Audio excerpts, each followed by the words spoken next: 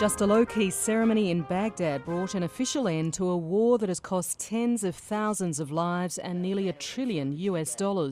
As the American flag came down, the US Defense Secretary told assembled troops Iraq is still better off despite the bloodshed. We salute the fact that Iraq is now fully responsible for directing its own path to future security and future prosperity. At the height of the war, 170,000 American troops were deployed to Iraq out of a total of 1.5 million. 4,500 of them are now dead, while the death toll for Iraqis is around 100,000. Most soldiers, though, were optimistic about the war's achievements. I've seen the opportunities that have grew from the time I was here last in 2006 until now, and I have great hopes for this country to move forward and to do great things.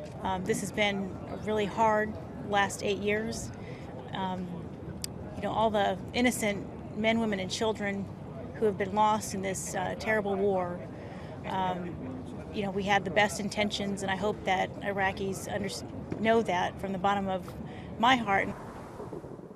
When the war began, then President George W. Bush vowed it would take no more than a few months to oust Saddam Hussein and remove any weapons of mass destruction.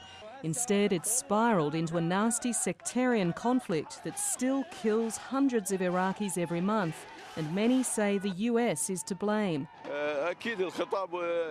What has happened and is still happening in Iraq, including terrorist acts and devastation, are the result of the US presence in Iraq. If the Americans have achieved anything, they've achieved it to their own benefit in the first place. Others are more optimistic. A dictator is gone and Iraq is now a democracy. This is a great day in Iraq's history. Politicians and noble people are to prove to the whole world that we are people who reject occupation, and we have to make this day a national holiday. But as the last US soldiers prepare to leave, many are doubtful Iraq's own army can protect the country from further violence. Iraq's next big struggle may only now be beginning. Anne Barker, ABC News.